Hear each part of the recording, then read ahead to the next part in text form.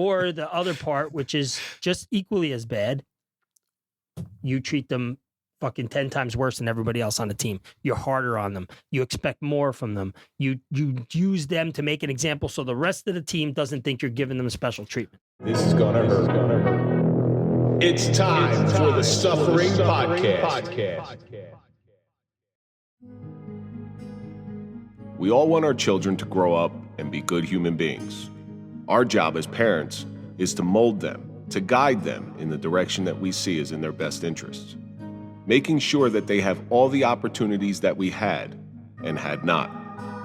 It's hard to sit on the sidelines and watch your children fall, fail, or lose. We must stand by and make sure they know how to pick themselves up, realizing that those things are part of everyday life. Our kids grow up so fast.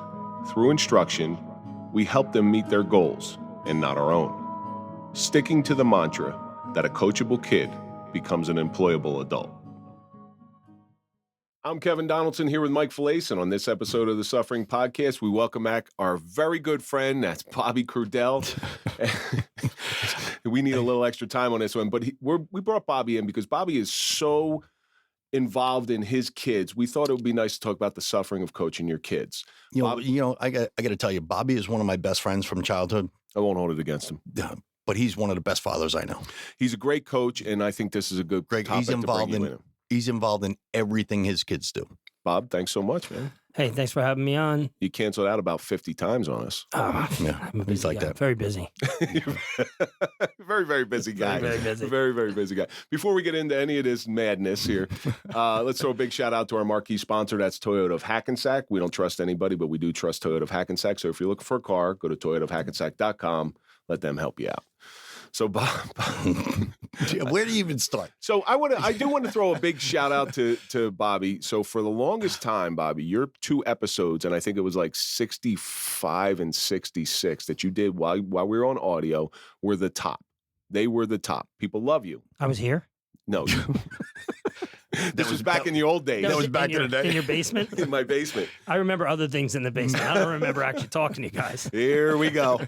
Here we go. Ding, right. ding, ding. Okay, let's Let's get keep serious it for a minute. professional. You were trying to have a professional podcast now. Would you? Oh, I could give you guys one of my things. I should have brought it up. I know. Yeah, Why you didn't should tell have. me that? You're like a fucking squirrel. I know. Where it just, Those are ass plugs, right? You just, Oh, my Listen, oh, bad. dear Lord. No, listen. Hey, Kev, he was going to give us one. He's going to wind up stealing one before we leave from Hudson County. To pay for it at fucking here. As you go, what is that? Just take it. So although we're in a different place, the show pretty much remains the same. Each week we take a question from our audience.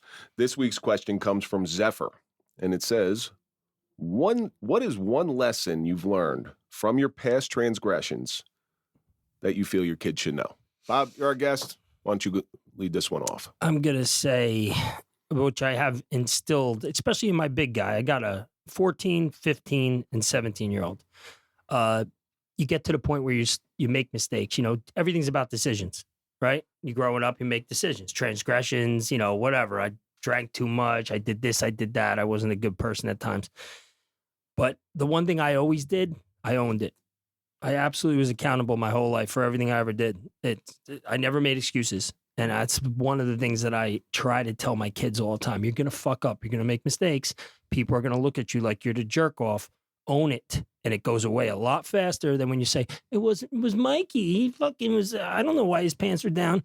Shit like that. It's like, hey, listen, it's own that shit. And I did it the whole time of my police career. If I fucked up, I've been in IA. They've been like, oh, did you do it? Yep, I saw one time. That was me. I saw one time where that backfired. So in the town that I work in now, one of the guys, he put down the wrong, it was part of Verizon's scam. They said put in for 8 hours. He put in for 8 hours and worked like 3. So that's what he did. But Never did that. But Yeah, we've all did Jersey City. we've all done that. We've all done all the Edit. all the retired guys at least have done that. So he went in, and this guy he doesn't have one thing on his jacket, went in and told the chief the truth. And guess what? They fired him. Like, I never got in trouble like that was like anything earth shattering. I was in there for like stupid shit. You know how it is. We're all cops. Sometimes you're like, what the fuck? You're actually having an IA against me for this? And I would just come in and be like, yeah, I did it. I did it. I threw the bicycle and the fucking thing was supposed to go in evidence. It wasn't even a bike. Fuck the bike. I threw it in a thing. Give me my 3 days. Can I go now? Like it's just, but the message was to my kids is you have to be accountable. You have to own your mistakes, because if you don't, it gets easier and easier to keep blaming somebody else. And then, it makes perfect sense. Is if you have a credit card bill and you don't pay it, is it going away? No, it's going on your credit report. And then when you try to refi your house, they go, what the fuck is this? Oh, yeah, right. So shit. I'm a firm believer in owning it. Mike, what do you think? You know what I mean? Listen, Bobby knew me growing up. I was kind of like a little bit of a rebel. I never, and this is going to. With your cutoff jean jacket. With the band with the patch painted on the back. Yeah, oh, yeah. Had a bunch of them. I know. I know. I just look at them and I know. No, you know. Oh, I know. Oh, I know. But I mean, this is going to go to what the subject of the show is tonight. Like playing baseball. Do you remember Ray Farley? Yeah. Ray Farley was he was my CYO baseball coach. He was my American Legion baseball Forest coach. area I played. He was my coach. He had more confidence in me than I had in myself. And I did nothing but fight back. I think at now looking back on it all these years later, I think he saw that I had leadership ability. In CYO baseball in 8th grade, he came up to me and said, Mike, I want you to be the captain of the baseball team. Well, what are you, 14 years old? Doesn't mean anything to me. American Legion, he came up and said, I want you to be the captain of the baseball team. It took me years because I fought him every day. I fought back every day. And it took me till I got a lot older to realize that he was trying to bring out the best in me. So I always told my kids, whether you like your coach or not, respect your coach. You're going to go through life and get jobs. You're not going to like your boss, but you got to respect your boss. Yep. One of the things I say in the beginning is a coachable kid becomes an employable adult. And I've heard that before. I didn't make that up. I wish I did, but I made it up. I'm a firm believer.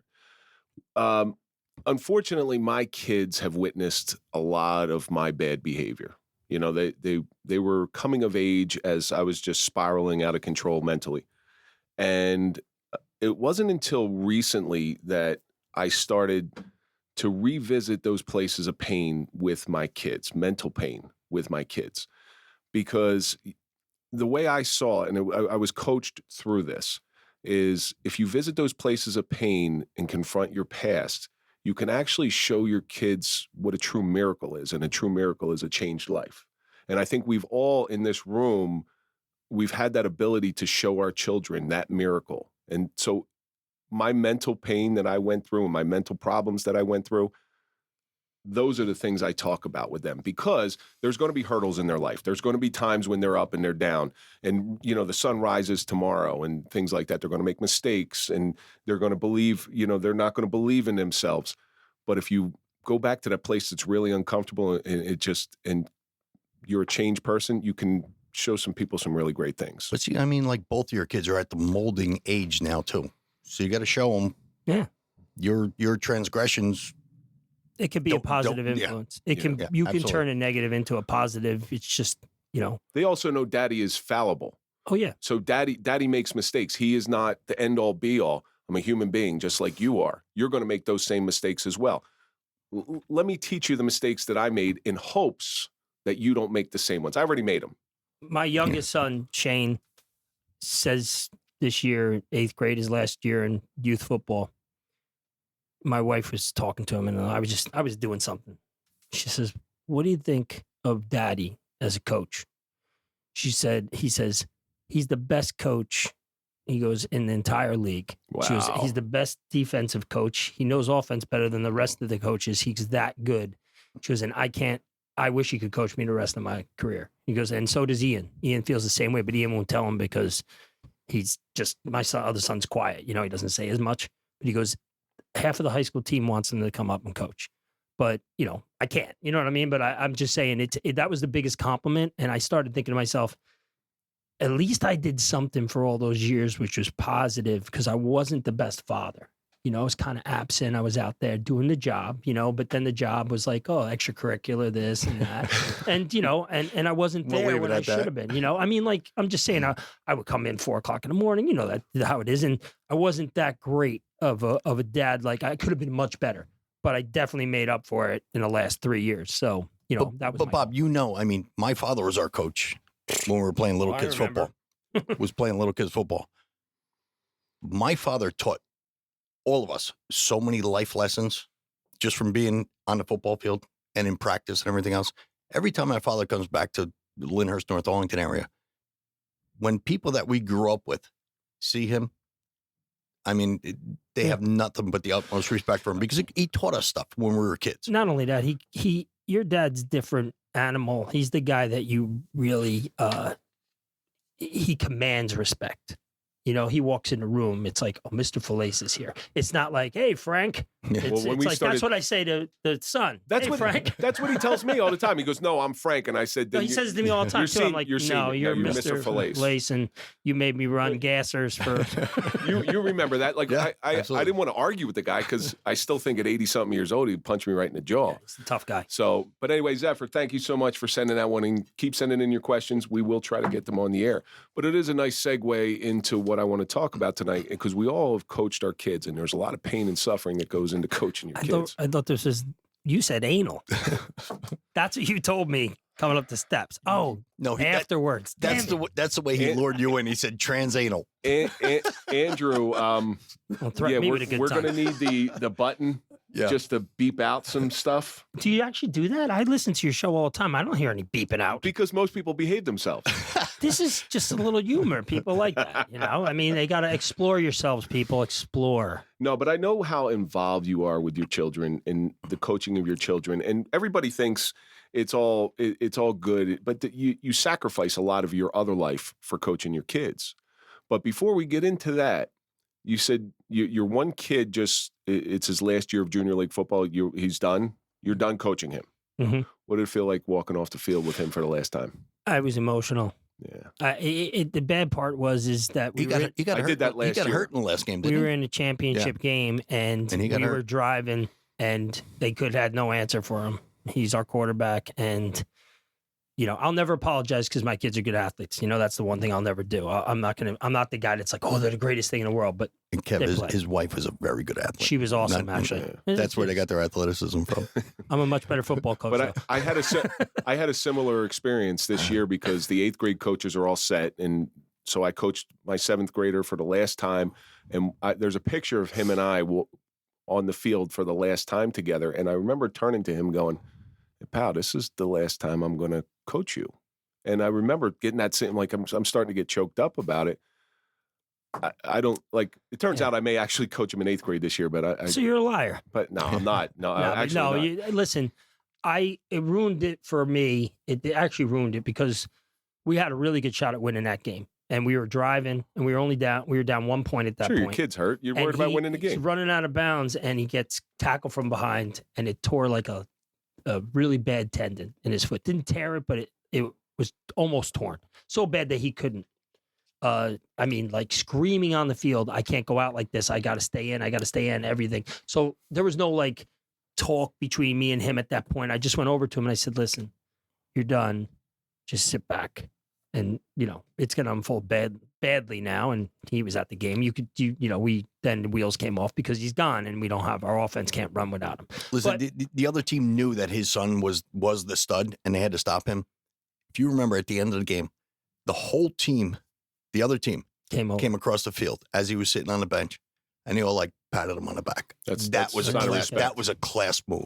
I got the coaches calling me that, some guys we played with them, we grew up with a lot of these guys, and they were all like, he's a baller, he's going to get done. He's going to high school now, it'll be fine. You know what the great thing is kudos to that other coach. Yep, absolutely. Anthony Finelli.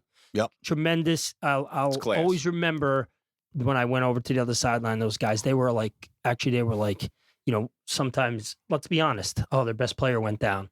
They were like, I'm so sad that he went down. This was another great game. If you're a real competitor, you want to compete against somebody against the at best. their best. Yep. Yeah. Not when they're... I don't want to beat them at their best. Yeah, exactly. But now, what were your coaches? You had Mike's father as a kid. What did your father ever coach? My dad and mom got divorced early. So my father coached baseball in Kearney. He's a Belleville guy. And I never played. I don't think I could play with my dad. My dad was real hardcore. And my mother and my stepfather were never involved in any of the sports that I did. I was sort of on my own. I walked every practice I did. We talked about that last time. I didn't have involvement. It was like me. I did everything, so. Because I had... His dad was an awesome football coach. He had, Shalary was good. You run into these guys years later and they remember you and they say stuff to you and they're like, I'm like, it's just, I played with really good football players, really good. I played with him, Mike Totora, Darren Sellers. Keith Nelson. Everybody on that team was just Eric Gratson. There was just a really, really good group of guys. I hear Mike talk about his father, the way he coached him. I'm hearing you talk about it. I didn't have that foundation. Like my father was a motherfucker as a coach, and I never it turned me off to sports. And that's why when I went away to college, I was so happy just to get away from him so he wouldn't be at my games, no less being a coach. He was that guy that would never, there's a fine line you walk between criticism and beating somebody down. You don't yell at a kid for striking out. Fucking Babe Ruth had the most strikeouts in the major leagues. It's constructive criticism. Correct. It's like, okay, here's why you struck out. All right, you got 20 seconds to think about it, and then you got to move on. Break them down, build them back up. There's all kinds of slogans to it. It's coaching your own kids is a very difficult task. It's hard because don't forget you have them all the time, and then now you're coaching them and you're coaching. So two scenarios come into play. Either you think they're better than they are, and you treat them fucking like they're the greatest thing, and then it builds like an animosity for the rest of the team, and the coaches and the parents see all that shit. Don't forget, we're volunteers too. Nobody's paying us for this shit. Or they're not paying you. Or no. Oh. Shh. Or Ixnay on the APay. Or the other part, which is just equally as bad. You treat them fucking 10 times worse than everybody else on the team. You're harder on them. You expect more from them. You use them to make an example so the rest of the team doesn't think you're giving them special treatment. I think with my particular situation, it was expecting me to do something that he couldn't. Maybe fulfilling something, untapped potential that he may have had, but maybe just didn't have the drive to do it. So he was going to have his son do it. And I see that with a lot of coaches. I really do. They live through their children. They live vicariously through their kids. So if you had to pick out something, what's something that you saw growing up in one of your coaches that you said, nah, that's not me? Like you learn as much from the bad coaches as you do from the good. Probably learn more from the bad coaches. And I got to say, Support for the Suffering Podcast is brought to you by Manscaped, who's the best in men's below-the-waist grooming. Their products are precision-engineered tools for your family jewels. Manscaped Performance Package is the ultimate men's hygiene bundle. Inside the package, you'll find the Lawnmower 4.0, Weed Whacker Ear, Nose, Hair Trimmer, and the Crop Preserver Ball Deodorant. And we also got the Crop Reviver Ball Toner. This thing is a life changer. Along with that, boxer briefs. I'm going to tell you what, these are like high quality boxer briefs, and this is no joke. I'm not saying this just because Manscaped sent it to us. These are nice. My boys are going to be quite happy in there. You can't tell Kevin's wearing them under the table right now. And we also have a nice travel package. Join over 8 million men worldwide who trust Manscaped with this exclusive offer just for you. 20% off and free worldwide shipping with the code TSP at manscaped.com. Jesus Christ, that's a lot of balls. My dad was at a lot of the incognito. I didn't know he was there. He never told me. He just showed up. And the one thing he would said to me later on in life, he goes, the only coaches that you have were any good were your leader coaches, your football coaches. He goes, baseball, no good. He goes, not until you got to high school, you had some decent coaches. But I think that the crazy part of it, the screaming and yelling, like it's a necessary evil, but it has to be used in a team. It can't be singled out to one person, and it has to be in a situation where it's going to motivate them. But yeah, I mean, teaching like this, when I was coaching in North Arlington, the 7th and 8th grade kids, they didn't yell at anybody in the peewees and juniors, and then to get to the seniors, now you got to start yelling at them because next year they're gonna go to high school, and those high school coaches don't care. They'll start yelling and screaming. So you got to almost ease them into, it's like a progression. Absolutely. What's your main objective as a youth football coach on the 8th grade level, especially on the 8th grade level?